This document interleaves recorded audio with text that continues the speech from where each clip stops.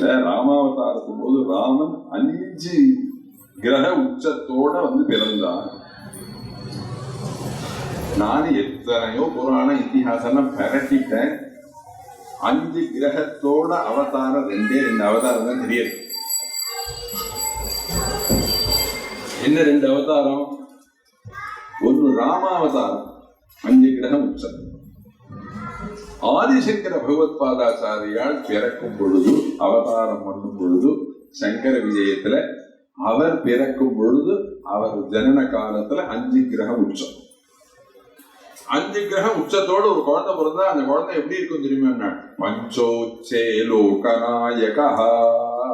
5 கிரகம் உச்சத்தோட ஒரு குழந்தை பிறந்தானீங்கன்னா இந்த சதுர்தச புவனத்தையும் அடக்கி ஆள்றவனா இருப்பான்.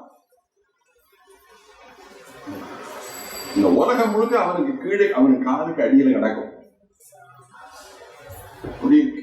கஜேந்திரன், கஜங்களுக்கெல்லாம் தலைவன் கஜேந்திரன். சுரேந்திரன், தேவதைகளுக்கெல்லாம் தலைவன் சுரேந்திரன். நரேந்திரன், நராணாம். மனிதர்கள் எல்லாருக்கும் தலைவன் நரேந்திரன். நான் யாரையோ மனசுல இருந்துச்சுன்னு சொல்லல, நீங்க எல்லாம் தப்பா நினைச்சுக்கங்க, எனக்கு தெரியாது. சமஸ்கிருத பதத்துக்கு சமாசம் சொல்றேனே ஒழிய நானா எதுவும் சொல்றதா நினைச்சுக்க வேண்டாம். பஞ்சோச்சே லோகநாயகா. 5 கிரகம் உச்சத்தோட குழந்தை பிறந்தால் உலகம் முழுக்க அடக்கி ஆடுவாங்க. ஒடிஷோ மனுஜானாம்பை பீதிதம் பயமுச்சிதம் ராமநாமேதி சங்கீர்த்திய தன்னாசயதி மாணவா சொன்னாள். என்ன கோடிக்கணக்கான பயமுறுத்தராப்புல இருக்கக்கூடிய விஷயங்கள் மனிதனை கிட்டக்க வந்துட்டே இருக்கு. கணேச பஞ்சரத்னம்னு ஒரு ஸ்தோத்திரம் ஆதிசங்கர் பண்ணார். அதுல என்ன சொன்ன தெரியுமா? அப்ப அப்படி கார்ல போயிருந்தே பிள்ளையார் கோயில பார்த்தேன்னு மனசால அந்த பிள்ளையாருக்கு ஒரு நமஸ்காரம் பண்ணணும். நீங்க நமஸ்காரம் பண்ணாத அகம்பாவா போனீங்கன்னா அந்த காக்கு ஏதாவது இடைஞ்சல் வந்துடும். நான் சொல்லல, நதேதராதி பீகரம், நத இத்தராதி பீகரம். ஒருத்தர் நமஸ்காரம் பண்ணாத போனான்னா ஏதோ ஒரு கஷ்டத்தை கிட்டக்கு கொண்டு கொடுத்து பயமுறுத்துறான். நதேதராதி பீகரம். சரி, கால போயிட்டு அந்த பிள்ளையார பார்த்து இல்லப்பா அவங்க ஆசனம் வச்சு நீதான் வச்சுக்கணும்னு நமஸ்காரம் பண்ணினேன்னா நத அசுப ஆசு நாசகம். யாரெல்லாம் நமஸ்காரம் பண்றாளோ அவளுடைய கஷ்டங்களை முழுக்க, அசுபங்களை முழுக்க சீக்கிரமாக போக்குறார். நதாசுபாசு நாசகம் நமாமிதம் விநாயகர் அப்படி சொல்லப்படும். அது மாதிரி பீதிதம் பயமுத்திதம், பயத்தை கொடுக்கறாப்புல நிறைய கஷ்டங்கள் உலகத்துல வந்துட்டே இருக்கு. ஆனா அவெல்லாம் ராமநாமாவை சொல்லி அந்த பயத்தெல்லாம் போக்கிக்கிறார். ராமநாமேதி சங்கீர்த்திய தன் ஆசயத்தி மாணவா. மனிதர்கள் எல்லாரும் ராமநாமாவை சொல்லி கஷ்டங்களை போக்கிக்கிறாள்னு ஸ்லோகம். ஏற்பட்ட உயர்வான ராமவதாரம். சந்தோஷமாக பிறந்து பரம சந்தோஷம். நீங்க அதுதான் நீங்க ஒரு சேர் போட சொல்றேன். சேர்ல வேணா உட்காந்து போடுங்க. 30 நாள் அவினாசி இப்ப கும்பாபிஷேகம் அவினாசியில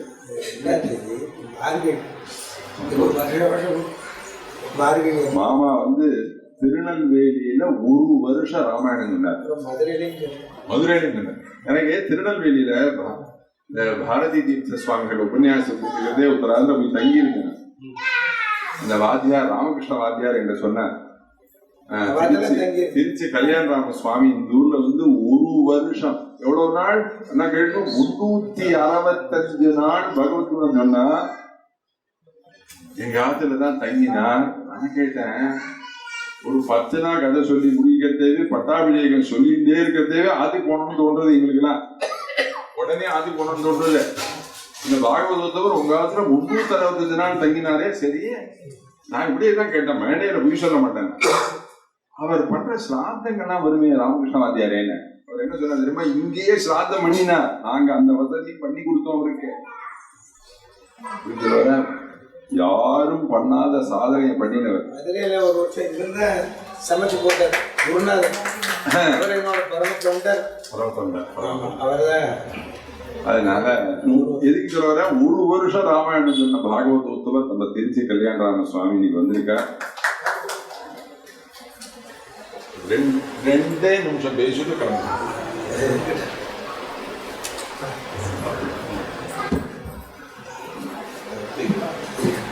ராமநாமாவை சொல்றதுக்கு கொடுத்து வைக்கணும், கேட்கறதுக்கு இன்னும் கொடுத்து வைக்கணும்.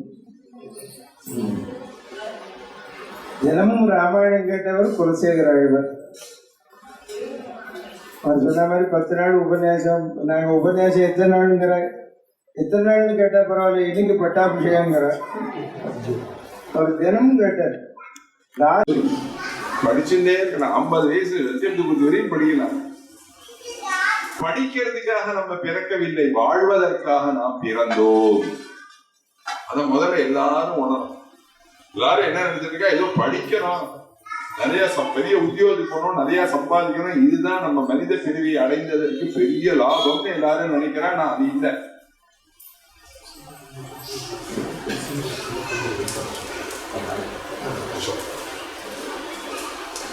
சர்வே ஞானோபமா அப்படி சொல்லப்படும்.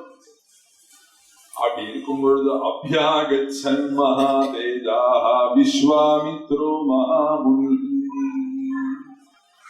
இவாளுக்கெல்லாம் கல்யாணம் யோஜனை பண்ணிட்டே இருக்கும் பொழுது விஸ்வாமித்ர மகனிஷி உள்ள வந்தார். எதிர்ச்சி அவரை அபியாகச்சன் மகாதேஜா, அவர் வாசல்ல வந்திருந்த பார்த்த உடனே பரம சந்தோஷத்தை அடைஞ்சு வாசல் இருக்கிற காவலாளிகள் எல்லாம் உள்ள போய் சொல்லுங்க, நான் விஸ்வாமித்திரன் வந்திருக்கேன்னு சொல்லுங்கன்னாள். எல்லா வீரர்களும் ஓடி போய் சொன்னார்கள். சொன்ன உடனே அவரை உள்ள அழைச்சு அர்க்கியம் பாத்தியம் ஆசமனியம் எல்லாத்தையும் கொடுத்து அவளை வரவேற்றாள். அவர் கால நம்பி ஜலத்தை புரோட்சிச்சது.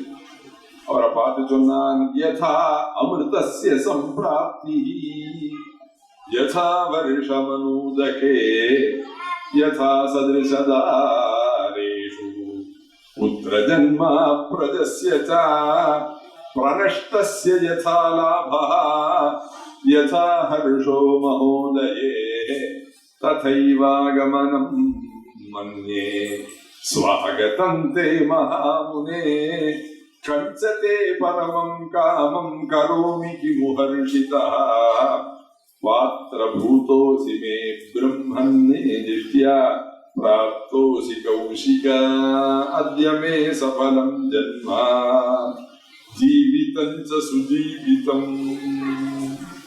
மன்யே அப்படின்னு ஒரு பதம், அப்படின்னா நினைக்கிறேன்னு. அகம் மன்யே, நான் நினைக்கிறேன். என்ன நினைக்கிறேன்னு சொன்னான், யதா அமிர்தஸ்ய சம்பிராப்தி. ஒரு நாளைக்கு காலங்காத்தால 5:30 மணிக்கு காலிங் பெல் யாரோ அமைக்கணும். இது ஒரு காலிங் பெல் அடிக்கிறது. தசரதன் வந்து கதவை திறந்தான். கதவை திறந்தா எதிர்த்தாப்புல தேவேந்திரன் வந்து நிற்கிறான். ஒரு கலசம் நிறைய அமிர்தத்தை கொண்டு வந்து கொடுக்கிறான். இவன் என்ன நினைக்கிறான், தினம் ராஜ்யசபைக்கு போறதுக்கு முன்னாடி பெரிய கண்ணாடி கிட்டக்க நின்று இப்படி அலங்காரம் பண்ணிக்கிற மாதிரி அரே தசரதன் அப்படி அலங்காரம் பண்றது. வயசானதுனால இந்த காது பக்கெல்லாம் அப்படி மெதுவா வெள்ள தலைமுடியே தெரியாது. இப்ப உள்ள ஹேர் டை தான் இப்ப வரல, திரேதாயுகத்துல. இன்னும் சொல்ல போனா வண்டிகளுக்கு மை கிடையாது.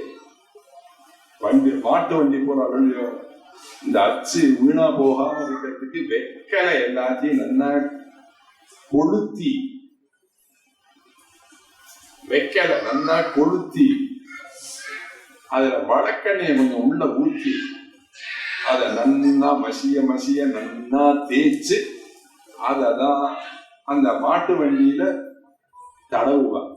அப்ப அது எந்த விதமான சப்தமே இல்லாமல் தேஞ்சு போகாமல் சந்தோஷமா சௌபாகியமா வண்டி போயிட்டு வரும்.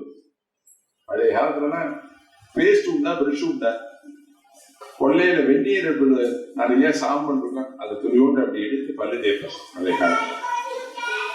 இப்ப எல்லாம் பார்த்தா அட்டூழிய அநியாயங்கிறது இப்பதான்.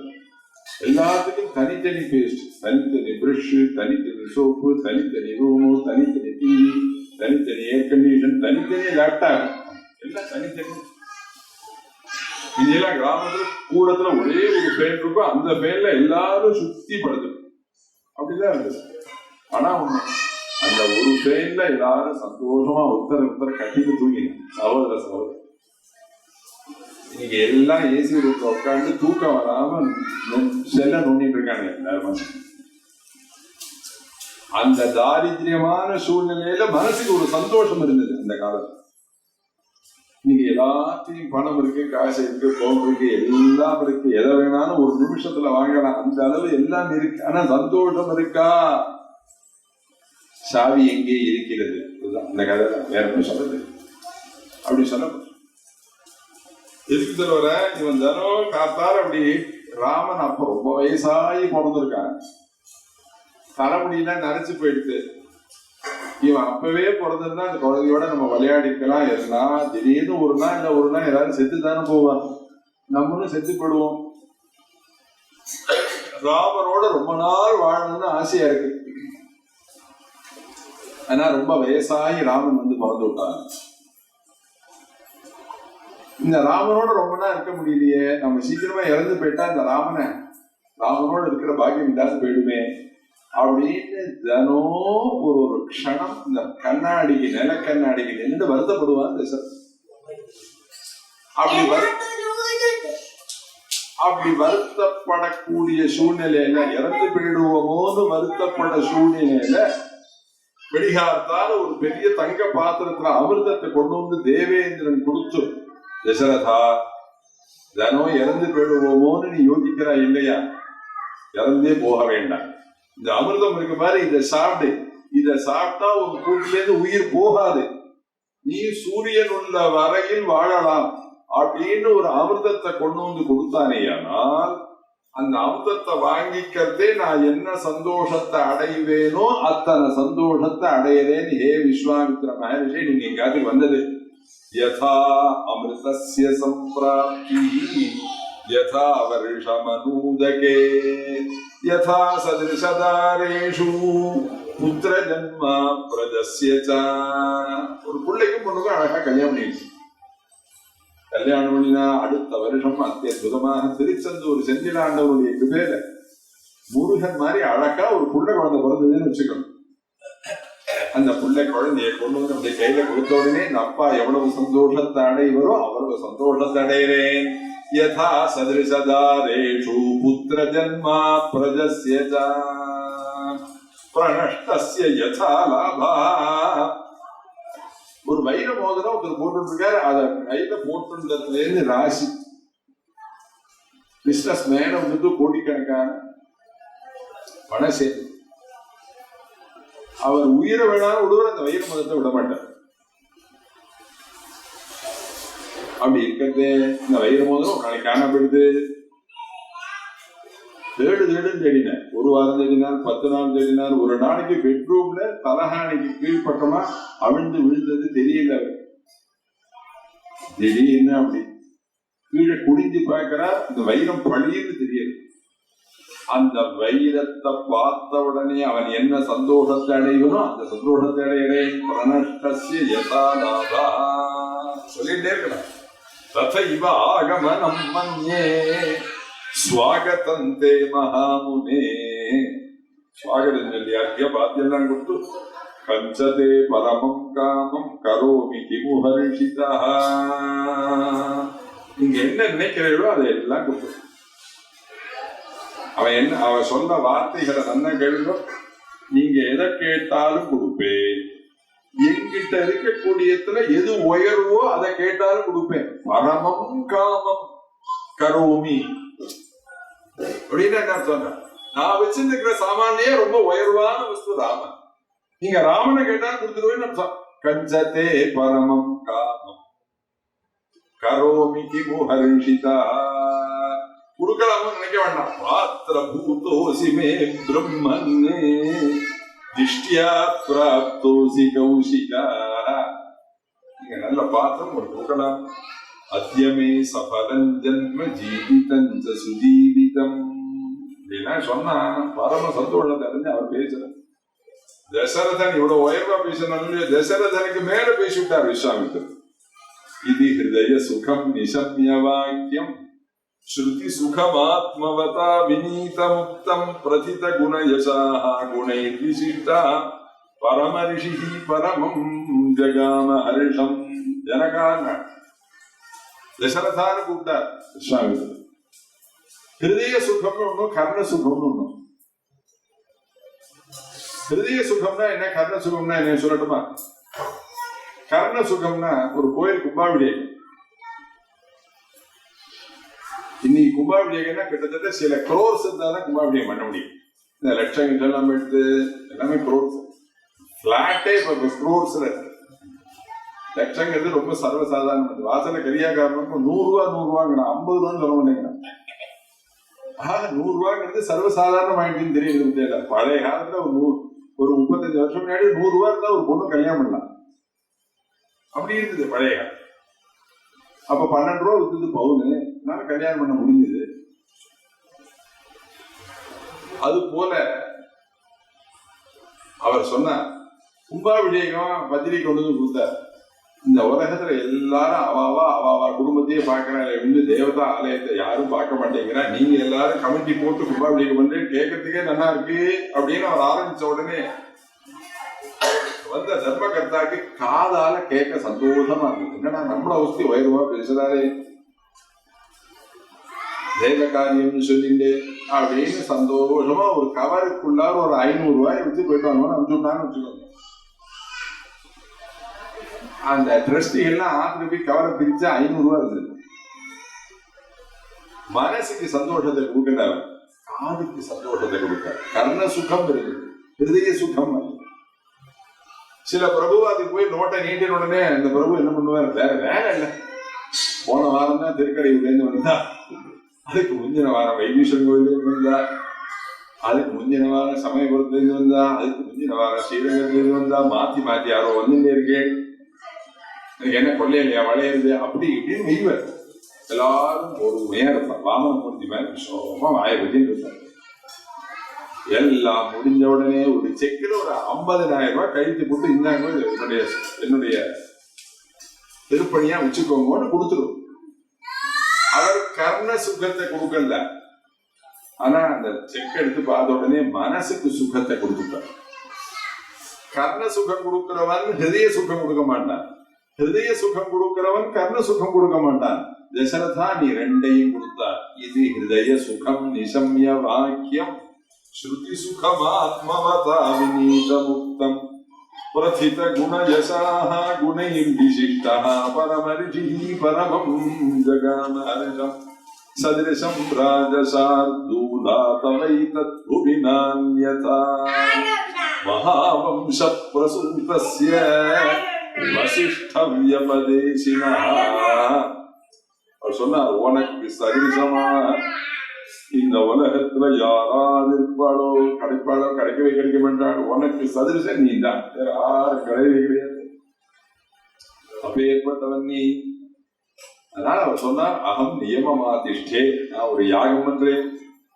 அந்த யாகத்தை மாரீச்ச சுபாகுஷ்ட வீரியவந்தம் சுசிக்ஷிதம். மாரீச்சன் சுபாகுன்னு 2 ராட்சசர்கள் வந்து இந்த யாகத்தை கெடுக்கிறார். இதுல பொல்லாத ரிஷி இந்த வால்மீகி. என்ன பொல்லாத ரிஷி?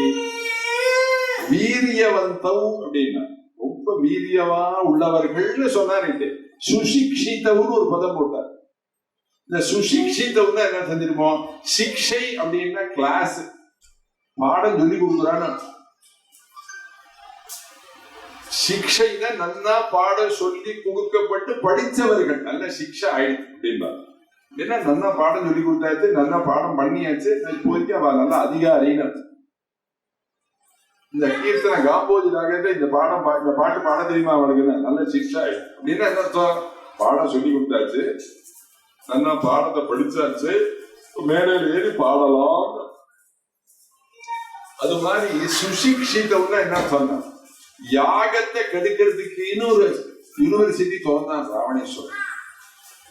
அந்த யாகத்தை கெடுக்கக்கூடிய யூனிவர்சிட்டியில ஃபர்ஸ்ட் கிளாஸ்ல பாஸ் பண்ணினவா இவா 2 பேரும். மாரீச்ச சுபாஹுஷ்ச வீரியவந்தம் சுசிக்ஷிதம், நல்ல பாடம் படித்தவர்கள். அதனால அந்த யாகத்தை ரட்சிக்கிறதுக்காக நீ என்ன பண்ணணும் தெரியுமோ, உன்னுடைய பிள்ளையா இருக்கக்கூடியதான அந்த குழந்தையை ஸ்வபுத்திரம் ராஜசார்தூலா ராமம் சத்ய பராக்கிரமம் காகபக்ஷதரம் சூரம் ஜேஷ்டம் மே தாதுமர்ஹசி. மூத்த பிள்ளையா இருக்கக்கூடிய காகபக்ஷதரனா குடுமி வச்சிருக்கக்கூடிய ராமனை இந்த யாகத்தை ரட்சணத்துக்காக, அந்த அசுரர்கள் இந்த யாகத்தை ரட்சிப்பதற்காக நீ அனுப்பித்தர வேண்டும். அது மாத்திரமல்ல, யாக ரட்சணத்துக்காக மாத்திரம் வந்து கேட்கிறேன் நினைக்காத தசரதா. ஸ்ரேயஸ்டாஸ்மை பிரதாஸ்யாமி, அவனுக்கு நிறைய ஸ்ரேயஸ் கொடுக்க போறேன். அது மாத்திரமல்ல, த்ரயானாமபி லோகானாம் ஏன க்யாதிம் கமிஷ்யதி, இவனுடைய புகழ் 3 உலகமும் பேச போற அளவுல அவனுக்கு நான் ஸ்ரேயஸ கொடுக்க போறேன். நீ என்னோட இந்த வித்து அகம் வேத்மி மகாத்மானம் ராமம் சத்ய பராக்கிரமம் வேத்மின, நான் ராமனை அறிவேன். தர்பாசனத்துல உட்கார்ந்து பல திக்குல போய் பல வருஷங்கள் தபஸ் பண்ணின நான் ஒரு பரபிரம்மம் உங்க அதுல ராமனாக வந்து பிறந்திருக்குங்கிறத நான் அறிவேன். சிம்மாசனத்துல ராஜ கம்பீரமா சிம்மாசனத்துல உட்கார்ந்துக்கிற ஒன்னாலே ராமனை அறிய முடியாது. வசிஷ்டோபி மகாதேஜாக ஏச்சேமி தபசி ஸ்திதா, இவளுக்கெல்லாம் தெரியும் ராமன் ஆரே. அப்ப அங்கேயிருந்து தசரதன் வந்தான். ஏதோ அங்க சுத்தி இங்க சுத்தி ஏதோ பணம் கொடுக்க போற, ஒரு 100 பவுன் 1000 பவுன் கேட்பான்னு நினைச்சா புள்ளிய கேட்டுட்டாரு. ஆனா கிட்டக்க வந்து அழக்கா சாமர்த்தியமா பதில் சொன்னான். என்ன பதில் சொன்னான்னா, என் குழந்தைக்கு இன்னும் 14 வயசு ஆகல. ஊன ஷோடச வருஷோமே ராமோ ராதீவலோச்சனா. அன்னைக்கு ராமனுக்கு 12 வயசு. 12 வயசு தான் அப்படின்னு சொல்லிட்டார். 12 வயசு தான் இருந்தா ராமனுக்கு. கூப்பிடுறாங்க ராமனை கூப்பிட்டா ராமன் 12 வயசு சிசு 25 வயசு பையன் மாதிரி நல்லா ஆகிருதியா ஓங்கி உலகளந்து நல்லா வளர்ந்துருக்காரு. இந்த குழந்தைய ஆனா அது 20 வயசு பையன் மாதிரி இருக்கா. 12 வயசு நீ சொல்றேன்னு விஸ்வாமித்திரர் சொல்லிட்டா இந்த குழந்தைக்கு திருஷ்டி பட்டுடும், ஏதாவது குழந்தைக்கு உடம்பு வந்துருமோ. ஒவ்வொரு அப்பா அம்மாவும் ஒரு குழந்தைகளை எப்படி பொத்தி வளர்க்கிறா யோசிச்சு பாருங்க. அவளை கொண்டு போய் விருத்தாசிரமத்தை விடுறாங்க பாவிகள். அவனை பார்த்தாலே சாமம், கட்டின வேஷியோட சாமம். அப்பா அம்மாவை மறந்தவன் அவன் எந்த லோகத்துக்கும் போக முடியாது. சொர்க்கத்தை எங்கேயும் கண்ணால் காண இயலாது. குழந்தைகள் அப்படி இருக்கலாமா இருக்க கூடாது. அவன் சொல்றான் எவ்வளவு சாமர்த்தியம் வயசு சொல்லாம 12 வயசுன்னு சொல்லாம இன்னும் 16 வயசு ஆகலையே பிள்ளைக்கு. நயுத்த யோக்கியதாமஸ்ய, அவனுக்கு இன்னும் யுத்தம் பண்ற யோக்கியதை வரல அப்படின்னாள். நராமம் நேதுமர்ஹசி, ராமனை கொடுக்க மாட்டேன். அவ சொன்னா மித்யா பிரதிஜ்ஞ காகுஸ்த சுகீ பவ சபாந்தவா. அவன் போனாமான்னு ஒண்ணு சொன்னான். யாவத் நானா நீங்க உங்க யாக ரட்சணத்துக்காக ராவனை கேட்கிறேன். நான் வந்து யுத்தம் பண்றேன், மாரீச்ச சுபாவுன்னு அடிக்கிறேன் அப்படின்னு சொல்லியிருந்தா கூட பரவாயில்லன்னு சொல்லிருப்போம் தெரியாது. அவன் என்ன சொன்னான், யாவத் பிராணான் தரிஷ்யாமி, என் கூட்டுல உயிர் உள்ள வரையில் யுத்தம் பண்றேன்னா. தடுமாற்றத்துல சப்தங்கள் போனாமலாம் வரும். ஒருத்தரு 4 வருஷமா பொண்ணுக்கு வரம் தேடி கிடைக்கல, கடைசியில ஃபர்ஸ்ட் கிளாஸா ஒரு வரம் கிடைச்சு கல்யாணத்துக்கு பத்திரிக்கை அடிச்சு ஒருத்தர் ஃப்ரெண்ட போய் கூப்பிட்டு கொடுத்தா கல்யாணத்தை அவசியம் வந்து நடத்தி கொடுப்பாங்க. அவர் என்ன சொல்லணும், அவசியம் கல்யாணத்துக்கு வரேன், கவலைப்படாத, 4 வருஷமா தேடினோம், இப்பதான் நல்ல வரம் கிடைச்சிருக்கு அப்படின்னு சொல்லணும். அந்த பத்திரிகையை கையில வாங்க தேவை. உயிரை விட்டாத உன் கல்யாணத்துக்கு வந்துடுறேன். இந்த பத்திரிகை விட்ட வந்தவர் என்ன நினைப்ப தெரியுமோ, உயிரையும் விட வேண்டாம், நீ வரவும் வேண்டாம், அங்கேருந்து அபசப்த மங்களமான விஷயத்துல அபசப்தத்தை பேசக்கூடாது. இவன் என்ன சொல்றான்? யாவத் பிராணாந்தரிஷ்யாமி, என் கூட்டுல யாவத்து எத்தனை நாளி உயிர் இருக்குமோ உயிர் உள்ளவரையும் யுத்தம் பண்றேன். அவர் பார்த்தார், எதை கேட்டாலும் கொடுக்குறேன்னு சொல்லி உண்மையை சொல்லிவிட்டு பொய் சொல்றியா? நித்யா பிரதிஜ்ஞ காகுஸ்தா சுகி பவ சபாந்தவா, பொய் சொல்லிவிட்டு சந்தோஷமா வாழ்டானே பேட்டுறேன்டான்னு கிளம்பிட்டாரு சார். அப்பதான் கிட்டக்க வந்து வசிஷ்டர் ஓடி வந்து, இப்படிலாம் சொல்லக்கூடாது, அப்படின்னா சொல்லக்கூடாது, அவருக்கு எல்லாம் தெரியும், அவரோட அனுப்பு தரேன்னு சொல்லிட்டு தரமாட்டேன்னு சொன்னார். அதுக்கு ஒரு பனிஷ்மெண்ட் ஒன்று கொடுக்கணுமே. 30ஆம் தேதிக்குள்ளார இஎம்ஐ கட்டிடணும். 30ஆம் தேதி அக்கௌண்ட்ல பணம் இல்லைன்னா அடுத்த மாசம் அதுக்கு ஒரு பெனால்டி வருது. இஎம்ஐக்கு முன்னாடி 4 நாள் முன்னாடி பேங்க்ல இருந்து ஒரு மெசேஜ் வரும். என்ன வரும் தெரியுமோ? அக்கௌண்ட்ல கரெக்டா பணத்தை மெயின்டைன் பண்ணு, நீ சரியா மெயின்டைன் பண்ணலன்னா உனக்கு பெனால்டி வந்துடும், அது வராம பாத்துக்கோ, அக்கௌண்ட்ல பணம் இருந்தா இந்த செய்தியை மறந்து விடு.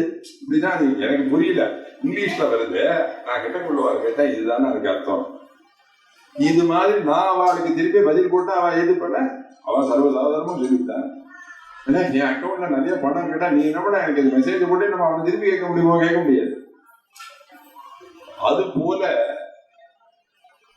அவன் சொல்றான், பெனால்டியாக லட்சுமணனையும் சேர்த்து அனுப்புறேன் அப்படின்னு. லட்சுமணனையும் சேர்த்து அனுப்ப அவர் ஒரு மந்திரோபதேசம் பண்ணணும்னு ஒரு லக்னத்தை யோஜனை பண்ணிட்டு வந்தார். இவன் தரேன் தரமாட்டேன்னு இழுத்தடிச்சிருந்து இந்த லக்னம் முடிகிற கட்டம் கடைசியில கொடுத்தான் இல்லையா? ராவனை பார்க்கல, 2 கையும் பிடிச்சிட்டு கிருக்குன்னு நேர 2 குழந்தையும் கிட்டக்க இருக்கிற சரையூ நதிக்கு வந்து இறங்கி காலமே ஆச்சவனம் பண்ணி உட்காருங்கன்னா மந்திரோபதேசம் பண்றேன் உங்களுக்கு. பல அதிபலேன்னு ஒரு மந்திரம். இந்த மந்திரத்தை நீ ஜபம் பண்ணினேயானால் நஸ்ரமோ நஜ்வரோ வாதி நரூபஸ்ய விபர்யா, பின்னாடி ராவணாதிகள் வதம் பண்ணும் பொழுது உங்களுக்கு எந்த அத மனசுல வச்சுன்னு நேர சொல்லல, மனசுக்குள்ளார வச்சுன்னு சொல்றார். உங்களுக்கு சிரமம் வராது, ஜுவரம் வராது, காற்றுனால சிரமம் வராது, உங்களுடைய முகமானது ரூபமானது சோர்வடையாது, சந்தோஷமா யுத்தம் பண்ணலாம். அந்த யுத்தத்துக்காக அதற்காகத்தான் அவர் அந்த மந்திரத்தை உபதேசம் பண்றதுக்காக தான் வந்தார். காட்டில் அழைச்சு நடத்தி அற்புதமான கதைகள் எல்லாத்தையும் சொல்லிட்டே வரா. காமாசிரமம் வந்தா தாட்டகா வதத்தை சொன்னாள். லோகத்துக்கே ஹிதம், இந்த தாட்டகை வதம் பண்ணினால் நீ பண்ணுவாயான்னு சொன்ன. தாட்டகா வதத்தை சொல்லி, அஸ்திரோபதேசத்தை சொல்லி, சித்தாசிரம கவனம் சொல்லி, அப்புறம் அவரை யாகம் பண்ணின யாக சம்ரட்சணத்தை சொல்லி, அத்தியுதமாக ஸ்கந்தோத்பத்தி முருகனை பத்தி சொல்லி. ராமாயணம் சொல்ல பிடிக்கும், பாகவதம் சொல்ல பிடிக்கும், ஆனா முருகனை பத்தி பேசுறதா இருந்தா ரொம்ப ரொம்ப ரொம்ப ரொம்ப ரொம்ப பிடிக்கும். அவர்தான் சொல்றார், ராமலட்சுமணனுக்கு முருகனை பத்தின சரித்திரங்கிற முருகன் எப்படி பிறந்தா. ஆதிசங்கரர் சொன்னார், உலகத்துல திருடன்னு யாருக்கு பேரு? கிருஷ்ணனுக்கு திருடன்னு பேரு. பால திருடினான், மோர திருடினான். ஆதிசங்கரர் சொன்னார், இதெல்லாம் திருட்டு இல்ல, இதுக்கு மேல ஒரு பெரிய திருடன் ஒருத்தன் இருக்கிறான். யாருங்க?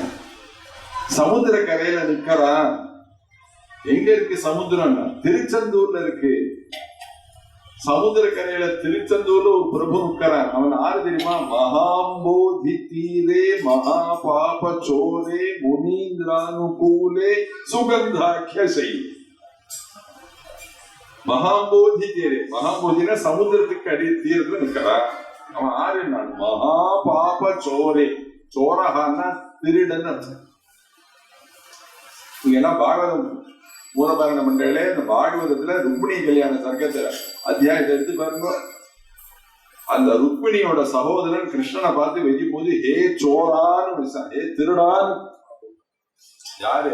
மச்சனும் மாப்பிளைய கூப்பிடுறான் ஹே திருடான்னு. ருக்மிணி கல்யாண சர்க்கத்தை எடுத்து அத்தியாயத்தை எடுத்து பாருங்க, தெரியும். எதுக்கு சொல்ல வர? அந்த திருடன் வந்து பாகவதத்துல வெண்ணையை தான் திருடினான். ஆனா இந்த திருச்செந்தூர்ல இருக்கிற முருகன் எதை திருடுறான் தெரியுமா? எந்த பக்தன் கியூல வந்து நின்று எதிர்த்தாப்புல முருகனை தரிசனம் பண்றானோ அந்த பக்தன் இந்த ஜென்மா போன ஜென்மா எத்தனையோ ஜென்மால பண்ணின பாவங்களை முழுக்க திருடிக்கிறான். மகாம்போதி தீரே மகா பாப சோரே முனீந்திரானுகூலே சுகந்தாக்கிய சைலே குஹாயாம் வசந்தம் ஸ்வபாசா. பேர்பட்ட முருகனுடைய வைபவங்கள் முழுக்க சொல்லி கங்காவ தரணம் சொல்லி அதுக்கப்புறம் வர வழியில அகல்யனுடைய சாபத்தை போக்கி அப்புறம் அத்தியுதமாக மிथिलाகமனம் வந்தாள். மிथिலைக்கு வந்தவுடனே அந்த மிथिலைக்கு வந்து இறங்குறாங்க.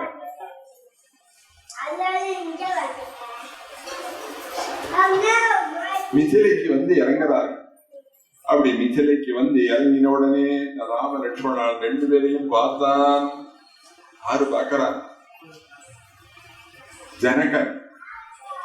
ராடா இவ்வளவு அழகான ஒரு குழந்தையா, இந்த குழந்தைக்கு நம்மாவது பொண்ணுன்னா கல்யாணம் பண்ணி கொடுக்கணும். ஆத்துல பொண்ணு வச்சிருக்கிறவன் நல்ல பையனை பார்த்த உடனே நினைப்பான். நான் சொல்லல, ராமாயணம்.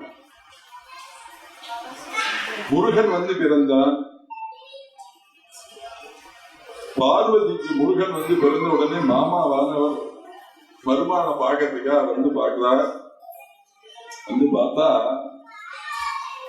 முருகன் அத்தியுதமான அழகோட பிரகாசம். அப்புறம் கிட்டக்கல்வாடெல்லாம் பார்த்து கேட்டா முருகன் எப்படி பிறந்தான் அப்படின்னா கண்ணால பிறந்தான். கண்ணில ஏற்பட்ட அக்னியினால பிறந்தான். இவ்வளவு அழகான இருக்கிற முருகனுக்கு சாதாரண பொண்ணை கல்யாணம் பண்ணி கொடுக்க கூடாதுன்னு மகாவிஷ்ணு என்ன பண்ணினா தன்னுடைய கண்களாலே 2 கண்களாலே 2 பெண்களை உண்டாக்கி ஆனந்தவல்லி சுந்தரவல்லின்னு 2 பெண்ணை உண்டாக்கி அந்த 2 பெண்ணு தான் வள்ளி தேவசேனையாக மாறி கடைசியிலும் கண்ணால பிறந்த முருகனுக்கு கண்ணால உண்டாக்கின பெண்களை கல்யாணம் பண்ணி கொடுத்தாள். அப்படி அது போல இந்த குழந்தைய கல்யாணத்துக்கு வச்சிருக்கிறவன் இந்த அழகான 2 குழந்தைகளையும் பார்த்த உடனே கிமௌ குமாரௌ பத்ரந்தே தேவதுல்ய பராக்கிரமௌ கஜசம்மகதி வீரௌ சார்தூல விருஷபோபமௌ.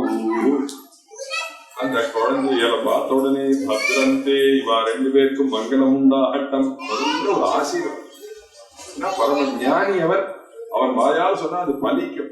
அதனால கிமௌ குமாரம் பத்ரந்தே. இவா 2 பேரும் யாரு? முதல்ல ஒரு பையன் வரா, கஜம் மாதிரி வரான், கஜ சிம்ம கதி. 2வது வரவன் சிம்மம் மாதிரி நடந்து வரான், கஜ சிம்ம கதி வீரௌ ஷார்தூல விருஷபோபமௌ. இவா 2 பேரு யாருன்னு கேட்ட அவர் சொன்னான், இந்த தனு யாகத்தை பார்க்கறதுக்காக இந்த குழந்தைகளை நாம் அழிச்சுட்டு வந்தோம். நீ இந்த அத்தியுதமான அந்த வில்ல கொண்டு வந்து சிவதனுஷ் கொண்டு வந்து காண்பிப்பாயாக. இவா 2 பேரும் தசரத குமாரால் என்னை எடுத்துனுவாவில்லைன்னு சொல்லுற. அந்த சிவதனுஷ ஒரு பொட்டியில வச்சிருக்க. ஆயிரக்கணக்கான வீரர்கள் எல்லாரும் அந்த பொட்டியை கரகரன்னு இழுத்துன்னு வந்து அப்படி ராம சன்னிதானங்களை கொண்டு வந்து நிறுத்தினார்கள். எத்தனையோ வீரர்கள்லாம் வந்து அந்த வில்ல முடிக்க முடியல, ஏன் தொட்டு தூக்க முடியல, அதை எடுத்து நானே ஏற்ற முடியல, அந்த மாதிரி இருந்தது. அது 1000 பேர் எடுக்கிறங்கிற பொட்டிய அம்மான விளையாட்டுலே இருக்கிற சீதையினுடைய அம்மான பொட்டிக்கு அடியில் போயிடுச்சு. அவன் என்ன பண்ணா தெரியுமோ, பூமியிலேருந்து பிறந்தவன் இல்லையா சீதை. அதனால அவன் என்ன பண்ணினா என்ன தெம்போது இல்லை, அப்படி இடத்துக்கு யாரும் அந்த பொட்டியை ஒரு இழுப்பு இழுத்த பொட்டியை நகர்ந்து விட்டு இத பார்த்துட்டே இருந்தான். ஜனகன் இவ்வளவு பூமியிலேருந்து பிறந்து இவள் இவ்வளவு பராக்கிரமசாலியா இருக்காரு, இவளுக்கு சதிசமான வரணும்னா நம்ம கல்யாணம் பண்ணி கொடுக்கணும். இந்த வில்ல யாரு முறிக்கிறாளோ அவர்களுக்கு தான் என் பெண்ணு சொல்லிட்டார். அப்படி இருக்கச்சே அந்த வில்ல உடைக்கிறதுக்காக அப்படி கொண்டு வந்து நிறுத்தினார்கள். பார்த்த உடனே இந்த கத்திரிய சிசுக்களுடைய கையெல்லாம் விறுவிறுங்கிறது. நல்லா சாப்பிட்றவன் நல்ல சாப்பாடு வஸ்துவ வரிசையா கொண்டு வந்து வச்ச அவனுக்கு உடனே நிறைய விஷயம் நல்லா இன்னைக்கு நல்லா சாப்பிடணும்னு நினைப்பான். நல்ல டிரைவர் ஒரு பெரிய உயர்வான BMW கொண்டு வந்து நிறுத்தினா கையெல்லாம் விறுவிறுன்னு உடனே ஓட்டம் போடும். அது மாதிரி இந்த வில்ல பார்த்த உடனே ராமருக்கும் லட்சுமணனுக்கும் கை விறுவிறுங்கிறது.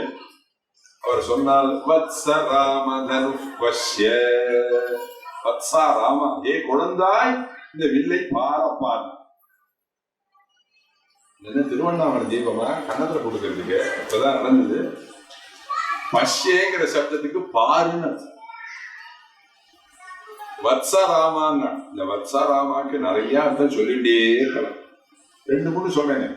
மணியாயிட்டு என்னன்னா, இந்த வாமனாவதாரத்தும் போது குழந்தையா போய் பெரியவனா மாறி உலகத்தை அலந்தா மாதிரி எல்லாம் ஜாலம் பண்ணக்கூடாது. குழந்தையாவே இருந்து வில்லை முறிக்கணும். அதனாலே வத்சராமா. வத்சராமா, ஹே குழந்தாய் நாள். இந்த குழந்தை ராமன்கிற சப்தம் இன்னையோட முடிஞ்சு போயிடுத்து. இனிமே நீ சீதாபிராமனாக ஒரு பொண்ணுக்கு கணவனாக போறா. இனிமே நீ குழந்தை இல்லை. வத்சராமா வத்சராம தனு பஷ்ய. அங்க ஜனகன் ஜனக பத்னி மந்திரிகளுக்கு நடுப்புல அழகா கொஞ்சம் ஜம்முன்னு பட்டு பாவடை கட்டிட்டு சீதையை நிக்கிறான். 1.5 கண்ணால அப்படின்னு சீதையை பார்த்து நிக்கிற ராவனை பார்த்து, ஹே ராமா, இந்த குழந்தைய பார்க்காத இல்ல பாரு. வத்சராம தனு பஷ்ய இதி ராகவம் அப்ரவீத். உடனே ராமபிரான் எழுந்து நின்றுட்டு அத்தியுதமாக அந்த சிவதனுசு ஆரோபணம் பண்ணி நானேத்தி இழுத்து அப்படி துடிச்சு இழுக்கிறா. அந்த சிவதனுசு அங்காரம் பண்ணி உடையிறது. இடி இடிக்கிற மாதிரி இந்த சிவதனுசு முடிஞ்சு கீழே பார்த்து நிற்கிறவா எல்லாரும் மூச்சையாகி கீழே விழு.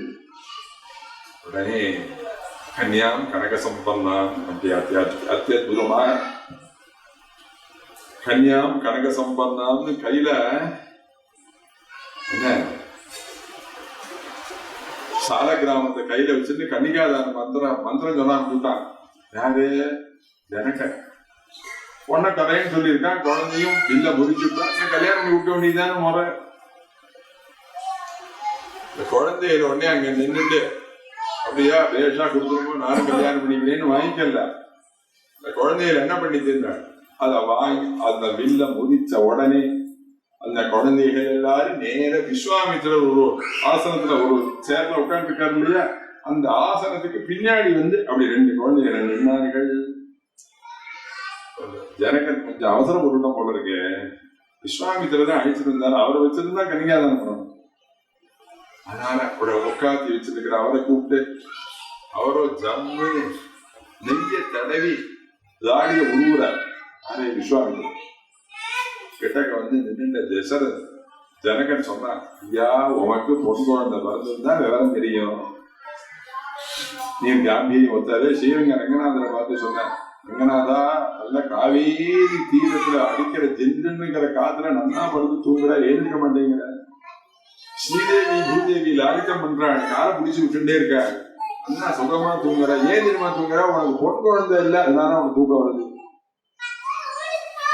நல்ல பொன் குழந்தை இறஞ்சா அந்த பொண்ணை நல்ல இடத்துல கல்யாணம் பண்ணி கொடுக்கிற வரையும் ஒரு நல்ல அப்பா அம்மாவுக்கு தூக்கம் வருமா? குழந்தையை அடைஞ்சால் போறாரு. அந்த குழந்தைகளை நல்ல நிலையில கொண்டு வந்து நிறுத்துற வரையில் மாங்காடு காமாட்சி மாதிரி பஞ்சாக்னி மத்தியத்துல தபஸ் பண்ணணும். அதுதான் நல்ல மாதாபிதாக்களுக்கு அழகு. அதனால நீங்க வந்து எப்படியாவது இந்த பொண்ணை கல்யாணம் பண்ணி வச்சுடணும், கன்னிகாதானம் பண்றேன்னு அவர் சொன்னாரு. ஆதி வம்ச விசுத்தானாம், இதா சூரிய வம்சம் தான், இது சுத்தமான வம்சம் தான். போற இடத்துல கல்யாணம் பண்ணிப்பாளோ கல்யாணம் பண்ணிக்க மாட்டாள். அப்பா வந்து தசரதன் வந்து அல்லவோ கல்யாணம் பண்ணிப்பா. இப்ப சொல்றேன், கவலையே படாத, உன் பொண்ணை இந்த பையன் கல்யாணம் பண்ணி கொடுக்கிறேன்னு சீதா கல்யாண பத்திரிகை எழுதிட்டார். உடனே அவசர அவசரமா தூதர்களை விட்டு தசரதனுக்கு அனுப்பிச்சு, இந்த தூதர்கள்னா ராத்திரி 1:30 மணிக்கு போனோம். ராத்திரி 1:30 மணிக்கு போனோம். 1:30 மணிக்கு போய் இந்த ராத்திரியில அந்த தூதர்கள் அந்த சீதாராமனுடைய விவாக பத்திரிகையை பார்த்த உடனே பரம சந்தோஷத்தை அடைஞ்சு உடனே சரியும் ஒத்துக்கல தசரதன். மறுநாளைக்கு தன் வாத்தியாரா இருக்கக்கூடிய வசிஷ்டரை கூப்பிட்டு இந்த கல்யாணம் சரியான்னு கேட்டான். அவர் சொன்னார், பலன் பழம் நழுவி பால்ல விழுந்தாப்ல இருக்குடா. ஜனகன் மகான் ஞானி, யாஜ்ஞவல்கிய வாஸ்தவன். அவனுடைய புத்திய கல்யாணம் பண்ணிக்க கேட்கணுமாடா, லேசா கல்யாணம் பண்ணிக்கலாம், வர சொல்லு, நாம எல்லாரும் கல்யாணத்துக்கு போவோம். கல்யாணத்துக்கு போனாள். அங்க பரத சத்ருகனோட போய் இறங்குறான். பார்த்தார் ஜனகன், அடாடா அவளுக்கு 4 புத்திராள். எங்காத்துல 2 பொண்ணு இருக்கு, என் தம்பியான குஷத்வஜனுக்கு 2 பொண்ணு இருக்கு. எங்காத்துல 4 பொண்ணு இருக்கு, அவாத்துல 4 பையன் இருக்கா. அங்க நேரம் வந்து விஸ்வாமித்திரத்தை வந்து இந்த 4 பொண்ணையும் இந்த 4 பையனுக்கு கல்யாணம் பண்ணி எவ்வளவு சுலபமா இருந்தது எல்லாம் கல்யாணம்லாம். இந்த கல்யாணத்துக்கு சகுடும்பமாக வந்திருந்த ஆசீர்வாதிகள்னு முந்தியெல்லாம் பத்திரிகை எழுதுவா. எல்லாரும் குடும்பத்தோட வந்து இறங்குவா, புள்ள பொண்ணோட. அந்த குழந்தையில அப்படி துள்ளி விளையாடுற மாதிரி கொஞ்சம் அப்படி விளையாண்டு கட்டவே ஒன்னும் அழகா கிடையாது. எங்காவது பெயின் கொடுத்ததே மாட்டேன். அங்கேயே கல்யாணிச்சாங்க. அவ்வளவு சுலபமா நடந்த கல்யாணம். இன்னைக்கு எல்லாரும் 15 லட்சம் 20 லட்சம் அது மாதிரி பரிசிரமம் பண்ணி பரிகாரம் பண்ணி நான் பொய் சொல்லல.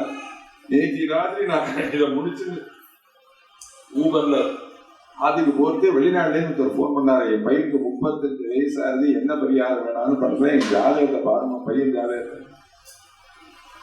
கல்யாணங்கிறது அவ்வளவு எட்டா கனியாயிடும். வர காலம் பழைய காலத்துல கொடியில துணி உணர்த்துவா, மணி வேஷி கொடியில உணர்த்துவா. மடிக்கொடின்னு பேரு. கொடிமடி கொடியில உணர்த்தின மடி தான். இப்ப கொடிமடியை பார்க்க முடியுமோ? பார்க்க முடியாது. வேலைக்காரியே தூச்சு, வேலைக்காரியே காய வச்சு, வேலைக்காரியே மடிச்சு வச்சு அதை மட்டிட்டு நோம்பு. இப்ப எப்படி கொடிமடியை பார்த்து பிரமிக்கிறோமோ அது போல பிற்காலத்துல குழந்தைகள்லாம் எல்லாம் கல்யாணம் பண்ணிண்டா அப்படின்னு சொல்ற மாதிரி ஒரு காலம் வந்துருமோன்னு பயமா இருக்கு. மாதா பிதாக்கெல்லாம் பார்த்து கல்யாணம் பண்ணிண்டாப்பா அந்த காலத்துல எங்க தாத்தா பாட்டாலாம் அப்படின்னு கலியினுடைய உக்கிர தாண்டவத்துல அந்த மாதிரி உலகம் போயிடுமோ அப்படின்னு பயமா. அது காரணம் என்ன தெரியுமோ? சத்சங்கம் இல்ல, ராமாயணம் கேட்காத பாவம் தான் இந்த மாதிரி உலகம் திண்டாடு. நான் ராமாயணத்தை உருகி உருகி கேட்டா மனசு எழுதலுக்கு போகுமா? போகவே. 4 குழந்தைகளுக்கும் 4 பையனையும் கல்யாணம் பண்ணி வைக்கிறது. உடனே விஸ்வாமித்திர வசிஷ்டத்தை சொல்லி தசரதனை சொல்லி பரம சந்தோஷ பரிசாளாக ஆகி அத்தியுதமாக கல்யாணம் நடக்கிறது. அப்ரவீத் ஜனகோ ராஜா கௌசல்யானந்தவர்தனம் இயம் சீதா மம சுதா சஹதர்மசரீதவா பிரதீட்சைனாம் பத்ரந்தே பாணிம் கிருண்ணீஷ்வ பாணினா பதிவ்ரதா மகாபாகா சாயேவானுகதா சதா இத்யுக்த்வா பிராக்ஷிபத்ராஜா மந்திரபூதம் ஜலம் ததா. அத்புதமாக இயம் சீதா மம சுதா. அக்னி கிட்டக்க கொண்டு வந்து நிறுத்திண்டு அக்னி சாட்சியா கொடுக்கறான் பொண்ணை. இயம் சீதா மம சுதா சஹதர்ம சரிதவ. இவள் என் பெண்ணை, இவளை கல்யாணம் பண்ணிக்கோ, நீ பண்றக்கூடிய தர்மானுஷ்டானத்துக்கு முழுக்க அனுசரணையாக என் பெண் வருவாள். சஹதர்மச்சரி வருவாள் அவள். இயம் சீதா மம சுதா சஹதர்மச்சரி தவ பிரதீட்சைனாம் பத்ரம் பாணிம் கிருண்ணீஷ்வ பாணினா. இந்த ஸ்லோகத்துக்கு ஒரு அர்த்தம் என்னன்னா, நம்ம எல்லாம் என்ன நினைக்கிறோம், திருமங்கல தாரணம் எடுத்து கழுத்துல கட்டிவிட்டா கல்யாணம் முடிஞ்சுட்டு நினைக்கிறோம். அது மாத்திரம் அல்ல. திருமங்கல தாரணமும் பண்ணணும். திருமங்கல தாரணம் பண்ணி அந்த பொண்ணுடைய கையை அந்த பையன் கையினால பிடிக்கணும். அது பேர் பாணி கிரகணம். உன் கைகளாலே என் பெண்ணுடைய கையை பிடிப்பாயாக. பிரதீட்சைனாம் பத்ரந்தே பாணிம் கிருண்ணீஷ்வ பாணினா. என் பெண் எப்பேற்பட்டவள் தெரியுமா? பதிவிரதா மகாபாகா சாயேவ அனுகதா சதா. உன்னுடைய நிழல் உன்னை எப்படி பின்தொடருமோ அது போல என் மகள் உன்னை பின் தொடருவாள். இந்த ஸ்லோகத்துக்கு என்ன அர்த்தம்னா, ஒரு க்ஷண காலம் கூட கணவன் மனைவி பிரியக்கூடாது, பிரியவே கூடாது. சாயேவ அனுகதா சதா இத்யுக்த்வா பிராக்ஷிபத்ராஜா மந்திரபூதம் ஜலந்தரா. ஜலத்தை விட்டு அத்தியுதமாக கன்னிகாதானம் பண்ணி அத்தியுதமாக ராமருக்கும் சீதைக்கும் விவாகம் நடந்தது. அவன் இந்த லட்சுமணன் இந்த கல்யாண மண்டபத்துல எல்லாரும் சந்தோஷமா இருந்தா, ஆனா ஒருத்தர் வருத்தத்தோட இருந்தார். யாரு வருத்தமா இருந்தாருன்னா லட்சுமணன் வருத்தமா இருந்தான்.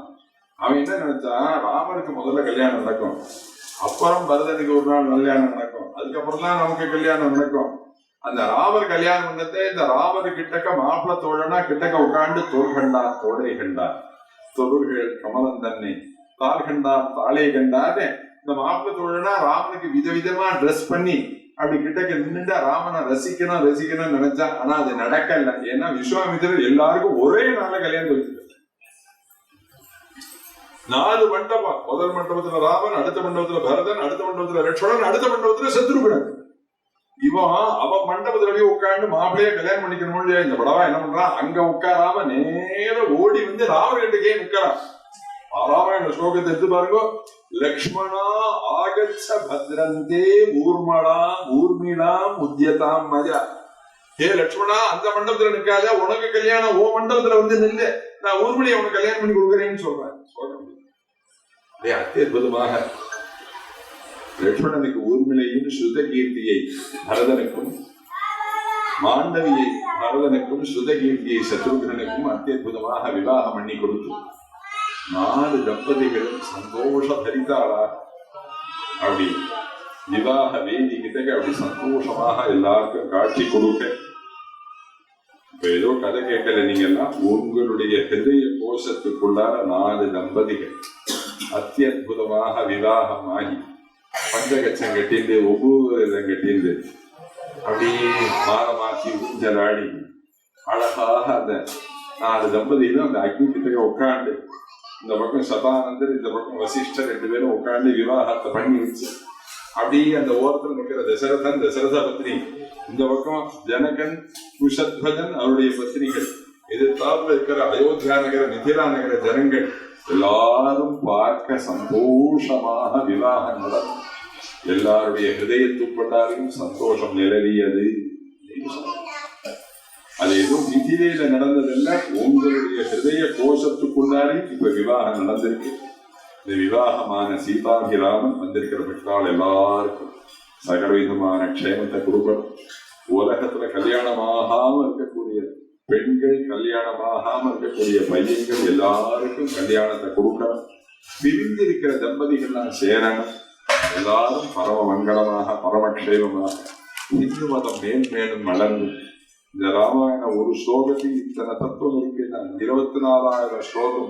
இந்த 24,000 ஸ்லோகத்துக்கு மூலம் 100 கோடி பிரவிஸ்தரம், 100 கோடி ஸ்லோகம் பிரம்மலோகத்தில் இருக்கு. அந்த 100 கோடி ஸ்லோகத்தினால பிரதிபாதனம் பண்ணக்கூடிய மூர்த்தியினுடைய கல்யாண குணம் எவ்வளவு. அந்த ராமருக்கு பெரிய கோவில் கட்டி கும்பாபிஷேகம் நடந்த அயோத்தியில நாம் எல்லாரும் போய் தரிசனம் பண்ணி, எல்லா ராமர் கோயிலையும் ராமரை பார்க்கறது ஆச்சரியம் அல்ல. அயோத்தியில போய் ராமனுடைய பூமியில ராமரை தரிசனம் பண்ணினாதான் நம்ம ஜென்மா யதார்த்தமா, நம்ம ஜென்மா பண்ணின புண்ணியம் இப்ப அத்தியுதமாக கும்பாபிஷேகம் நடக்க போறது. இது மாதிரி உலகம் முழுக்க ஹிந்து தர்மம் எல்லாம் வளரணும், மற்றவர்கள் அழியணும்னு ஒருபோது இந்து மதம் சொல்லவே சொல்லாது. உலகத்துல பிறந்தவா எல்லாரும் நல்லா இருக்கணும் தான் இந்து மதம் சொல்லும். அதனால யாரும் அழியணும்னு சத்தியமா நினைக்கல, எல்லாரும் வாழணும்.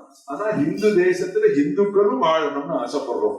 வந்திருக்கிற பக்தால் எல்லாருக்கும் சீதாபிராமன் மனசாந்தியை கொடுக்கட்டும், மனசந்தோஷியை. ஐகிரி நந்தினி நந்திதமேதினி விஸ்வவினோதினி நந்தகுதே கிரிவரவிந்திய சிரோதினி வாசினி भगवति हेसिति कंठ कुटुंबिनि भूरि कुटुंबिनि भूरि कृते जय जय हे महिषासुरमर्दिनि शैलसुते नारायणेत्यादि जपद्भिरुच्चैः भक्तैः सदा पूर्णमहालयाय स्वतीर्थगाङ्गो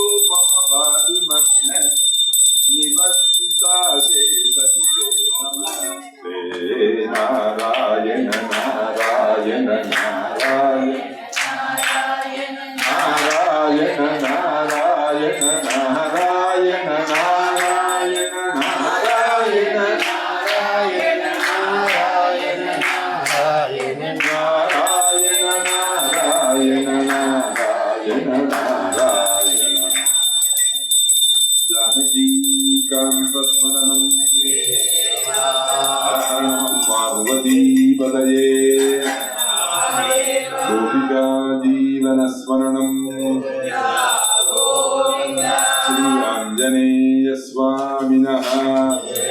सद्गुरुस्वामिनः स्वस्ति प्रजाभ्यः परिपालयन्तां न्याय्येन मार्गेण महीं महिंसाः ब्राह्मणेभ्यः शुभमस्तु नित्यं लोकाः समस्ताः सुखिनो भवन्तु काले वर्षद्वर्धन्यं दिवीतस्य शालिनी देशोऽयं शोभरहितः ब्राह्मणाः सन्तु निर्भयाः अमुत्राः पुत्रिणः सन्तु पौत्रिणः सदा सदा सन्तु शरदां सन्तु श्रीराम जय राम जय राम श्रीराम जय राम जय राम श्रीराम जय राम जय राम श्रीराम जय राम जय राम राम राम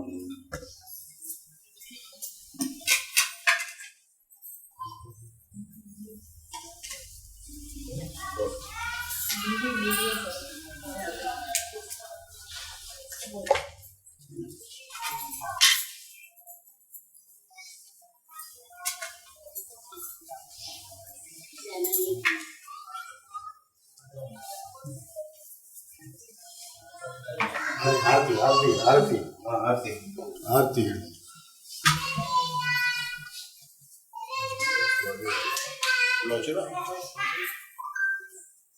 आरती करेंगे